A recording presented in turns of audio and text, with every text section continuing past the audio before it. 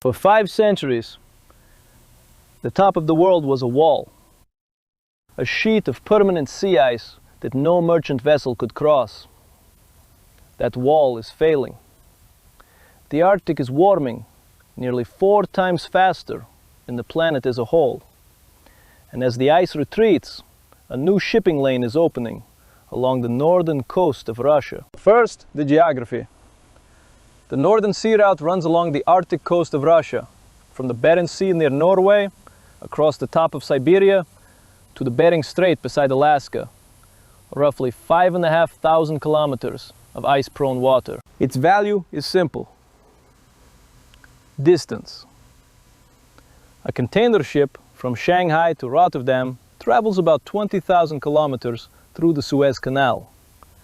By the Arctic route, that same voyage can be near 13,000.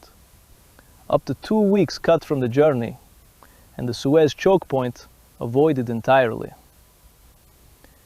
In an era of canal droughts, piracy in the Red Sea, and crowded sea lanes, a shorter northern road is a strategic asset, not just a commercial one. Now, why this is happening now? 3 things have changed. First, the ice itself. Summer sea ice extent has fallen by roughly 40% since satellite records began in 1979. The route that once opened for a few weeks a year now opens for months. Second, traffic. Cargo volume on the route has climbed from near nothing in 2010 to record tonnage today. Most of it Russian oil and liquefied natural gas sailing east to Asian buyers. Third, sanctions. After the invasion of Ukraine in 2022, Western markets closed to Russian energy and Moscow turned hard toward Asia. India and China became its largest oil customers. The Arctic route became the road east, the way Russian cargo reaches buyers that Western ports will no longer take. For Russia, the Northern Sea Route is not just a trade lane, it is national strategy. Moscow controls the world's only fleet of nuclear-powered icebreakers, more than 40 icebreakers in total, with new nuclear vessels entering service through the decade. Along the Siberian coast, Russia has reopened or expanded a chain of Soviet-era military bases, airfields, radar stations, and ports strung across the Arctic frontier. New deep-water terminals load gas directly onto ice-class carriers. The route is being wired as infrastructure and as a defended border at the same time. But Russia is not alone in the Arctic. China has declared itself a near-Arctic state, despite having no Arctic coastline at all. Beijing folds the route into its Belt and Road initiative, branding it the Polar Silk Road. Chinese shipping firms now sail it commercially. Chinese capital helps finance Russian Arctic gas, and Chinese icebreakers have begun their own polar surveys.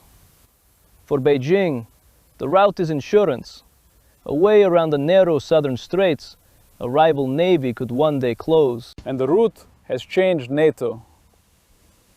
In 2023 and 2024, Finland and Sweden joined the alliance, giving NATO a near-continuous Arctic front from Norway to the Bering Strait. 7 of the 8 Arctic states are now NATO members. The 8th is Russia. 3 uncertainties now sit over the Arctic. 1.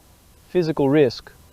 The route is still ice-prone, poorly charted, and almost without rescue or salvage cover. A single grounded tanker could close it and foul a fragile sea. 2. Control. Russia requires foreign ships to take Russian pilots and pay Russian fees to transit the route. Other states call long stretches of it international water. That dispute is unresolved. 3. The climate itself.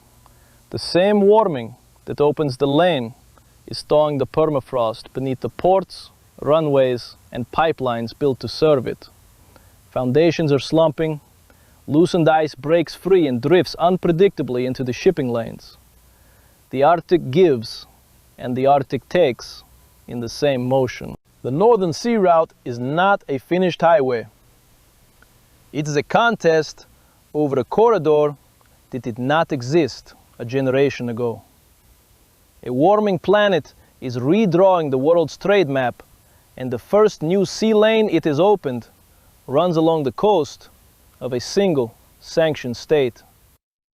A shorter road between Europe and Asia is opening at the top of the map. Who sets its rules is still being decided. That was the Arctic. Briefly. Subscribe to World Briefly for more focused explainers on the next regional story that matters.